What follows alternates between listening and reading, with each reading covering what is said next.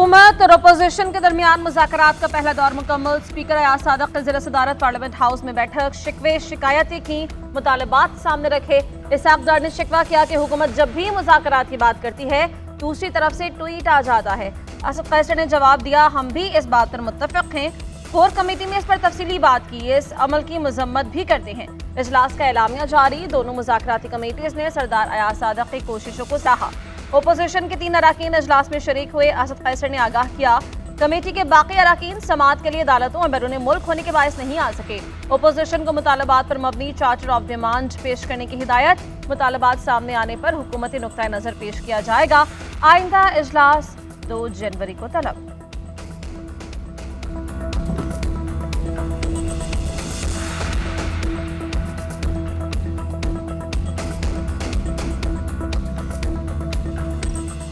हुकूमती कमेटी और ऑपोजिशन की कमेटी की पहली मुलाकात हुई है। मज़बूत तरीके से आज की गुफ्तगू की और मुझे उम्मीद नजर आती है कि अगर हम सब मिल के सर जोड़ के पाकिस्तान की बेहतरी के लिए काम करना चाहते हैं, सियासी बेहतरी भी आएगी, जमहूरियत भी मुस्तहकम होगी, पाकिस्तान को जो चैलेंजेस दरपेश हैं उसमें भी बेहतरी आने का इम्कान है। हुकूमत और ऑपोजिशन के दरमियान मुलाकात खुशगवार रही। कुछ माजी, कुछ हाल और कुछ मुस्तकबिल की बातें हुई। उम्मीद है मसाइल का हल निकलेगा, सियासी बेहतरी आएगी तो जमहूरियत भी मजबूत होगी। चाहते हैं बेहतरी के लिए सियासी पोलराइजेशन को खत्म किया जाए। स्पीकर कौमी असम्बली अयाज सादिक की मुज़ाकराती कमेटी के इजलास में गुफ्तगू। कहा, जमहूरियत में मुज़ाकरात ही सियासी मसाइल का वाहिद हल है। हुकूमत और ऑपोजिशन के मुज़ाकरात का अमल नेक शगुन है, यही जमहूरियत का हुस्न है। हुकूमत और ऑपोजिशन का मिल बैठना जमहूरियत को मजबूत बनाएगा। मुआशी तरक्की का दारोमदार सियासी इस्तेहकाम से जुड़ा हुआ है। हुकूमत और ऑपोजिशन के खुशगवार ताल्लुकात से मसाइल को खुश उसलूबी से हल किया जा सकता है।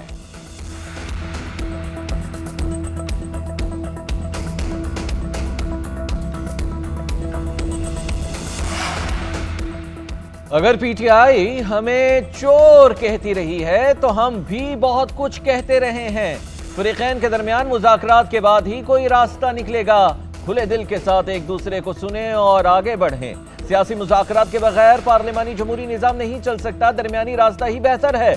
मुशीर वज़ीर आज़म राना सनाउल्लाह ने कहा कि जब हमारे खिलाफ गैर कानूनी मुकदमात दर्ज किए जा रहे थे तो हमने उस वक्त भी मुज़ाकरात की बात की थी। ऑपोजिशन हमें अपने मुतालिबात लिख कर दे तो हुकूमत कमेटी में अपने रवैये का इजहार करेगी। हुकूमत ने बानी पीटीआई के साथ मुलाकात का हमारा मुतालबा मान लिया। हमने अपना मौक़िफ़ भरपूर तरीके से पेश किया। बानी से राबते इस्तवार करने का मुतालबा रखा। जुडिशल कमीशन की तश्कील पर भी अपना मौक़िफ़ पेश किया। तहरीक इंसाफ के रहनुमा असद कैसर के इजलास के बाद गुफ्तगू। कहा, हमने इजलास में बानी पीटीआई समेत तमाम कैदियों की रिहाई का मुतालबा किया। एक चार्टर ऑफ डिमांड 2 जनवरी को पेश करेंगे। पीटीआई रहनुमाओं के इजलास के बाद अपोजिशन लीडर के चैम्बर आमद। इजलास से मुताल्लिक़ मुशावरत। बानी पीटीआई से अडयाला जेल में मुलाकात पर तबादला ख्याल हुआ।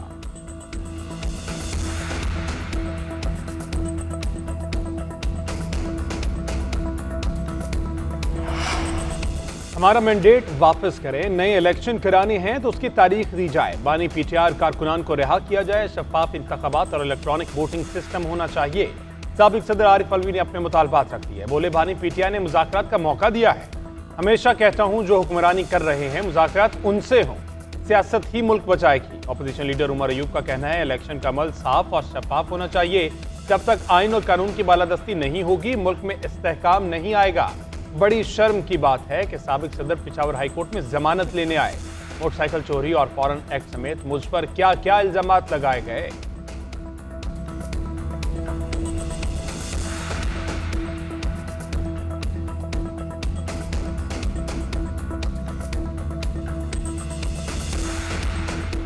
अगर मैं आपसे एक माँ के तौर पे ये एड्रेस कर रही हूँ तो क्या कभी कोई माँ अपने बच्चों से ये कहेगी कि जला दो, आग लगा दो, तोड़ दो, सर तोड़ दो, डंडे पकड़ लो हाथ में, पेट्रोल बॉम्ब्स पकड़ लो हाथ में, अपने बच्चे आराम से बैठे हैं, लोगों के बच्चे जेलों में रुल रहे होते। ये मुस्तकबिल मैं आपके लिए बिल्कुल नहीं चाहती, ना ये मुस्तकबिल का ये रास्ता आपने अपने लिए चुनना है।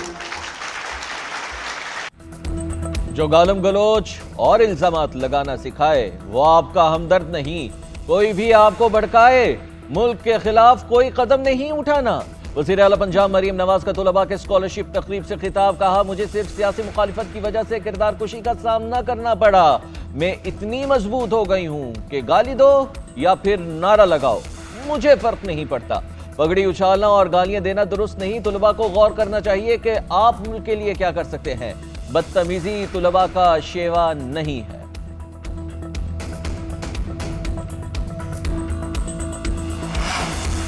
सदर मुमलिकत आसिफ अली जरदारी और वज़ीर आज़म शहबाज शरीफ के दरमियान आज मुलाकात है। मुल्क की सियासी मुआशी सूरत हाल पर तबादला ख्याल किया जाएगा। पीपल्स पार्टी के खदशात इख्तलाफात ज़ेर बहस आएंगे। पावर शेयरिंग, सिंध के मनसूबों के लिए फंडिंग पर बात होगी। बलूचिस्तान के मसाइल, KP और पंजाब में गवर्नर के साथ इंतजामी उमूर भी ज़ेर गौर आएंगे। पीपल्स पार्टी का मौक़िफ़ है कि वज़ीर आज़म को वोट दिए मगर बदले में वोटर्स के लिए कुछ नहीं हुआ। दूसरी जानिब नून लीग और PP को कोऑर्डिनेशन कमेटीज़ का इजलास मंगल के रोज़ तलब करने के नोटिस जारी। पंजाब में पावर शेयरिंग पर पीपल्स पार्टी के तहफ़्फ़ुज़ात पर बात की जाएगी।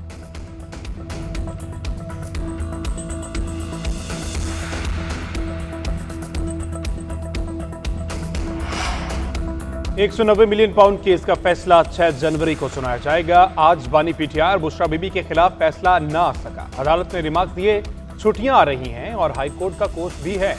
एहतसाब अदालत के जज नासिर जावेद राना ने दलाइल सुनने के बाद 18 दिसंबर को फैसला महफूज किया था। रेफरेंस का ट्रायल 1 साल में मुकम्मल हुआ और नैब ने ट्रायल के दौरान 35 गवाहों के बयानात रिकॉर्ड कराए।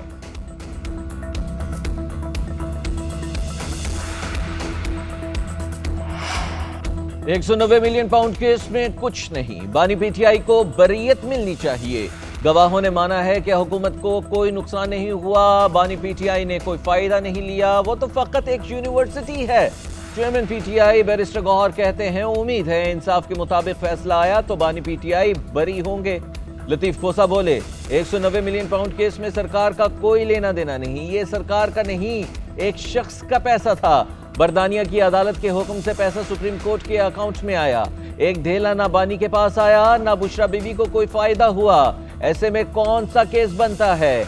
आज फैसला आता तो बानी और बुशरा बीबी की बरीयत का फैसला होता, इसलिए इसको जनवरी में डाल दिया गया है।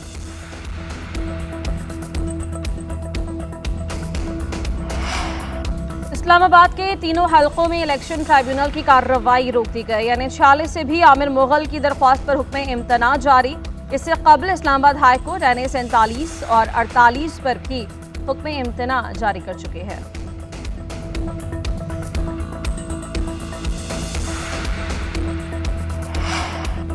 दो 2024 बिजनेस कम्युनिटी के लिए मुश्किल तरीन साल रहा। बिजली के भारी बिलों और शरह सूद ने जकड़े रखा। वज़ीर ख़जाना आइंदा साल के लिए काबिल अमल रोड मैप का ऐलान करें, पाकिस्तान बिजनेस फोरम का मुतालबा। सदर ख्वाजा महबूब का कहना है कि IMF प्रोग्राम के बावजूद रुपया मजबूत होने में नाकाम रहा। इस वक्त पाकिस्तान कारोबार दोस्त मुल्क नहीं रहा, सबको मिल बैठ कर सोचने की जरूरत है। हुकूमत रुपये को मजबूत करने के लिए फैसला कुन इक़दाम करें, मिसाक मईशत बनाया जाए जिसे वसी इत्तफाक़ राय और सिविल सोसाइटी की हिमायत हासिल हो।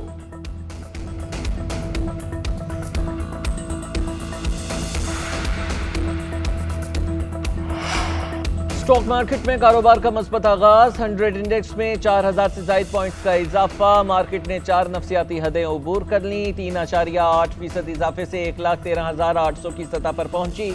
गुज़िश्ता हफ्ते मार्केट 1,09,513 पर बंद हुई थी। 30 अरब से ज़ायद मालियत के 32 करोड़ से ज़ायद शेयर्स का कारोबार हुआ।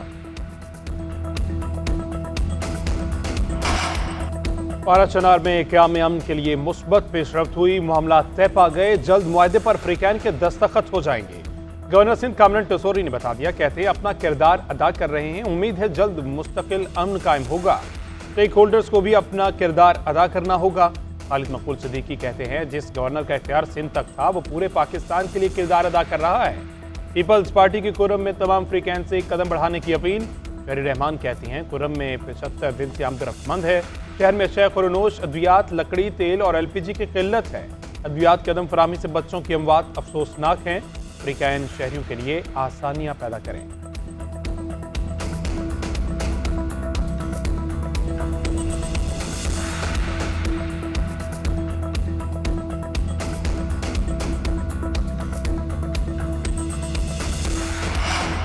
खुर्रम के मामले पर रवां हफ्ते अहम पेशरफ्त मुतवक्के है। जिरगा दोबारा शुरू होगा और पायदार अमन कायम होगा। मुशीर इतलात के पी बैरिस्टर सैफ का कहना है कि दोनों फरीकैन और खुर्रम के अवाम अमन दुश्मन अनासिर की साजिशों से खबरदार रहें। सोशल मीडिया पर अमन और दुश्मन अनासिर के खिलाफ प्रोपेगेंडे पर कान न धरें। रास्ता खोलने के हवाले से भी जल्द खुशखबरी मिलेगी। अद्वियात पहुंचाने और वहां से मरीजों को निकालने के लिए वजीर आला का हेलीकॉप्टर वक्फ है। पंजाब में खुश्क सर्दी के बाद बादलों की एंट्री। मुख्तलिफ शहरों में हल्की बारिश। लाहौर, कसूर, नालाखुर्द, हारूनाबाद समेत अतराफ में बादल बरसे। रिमझिम ने सर्दी में इजाफा कर दिया। महकमा मौसमियात के मुताबिक बारिशों का सिलसिला आज दिन भर वक्फे से जारी रहने का इम्कान है। केपी, गिलगित और कश्मीर में बादलों का बसेरा। पहाड़ी इलाकों पर बर्फबारी। बलूचिस्तान में मौसम खुश्क और सर्द। ज़ियारत का दर्जा हरारत -7, कोयटा का -5 और खल्लात का -4 डिग्री सेंटीग्रेड रिकॉर्ड किया गया।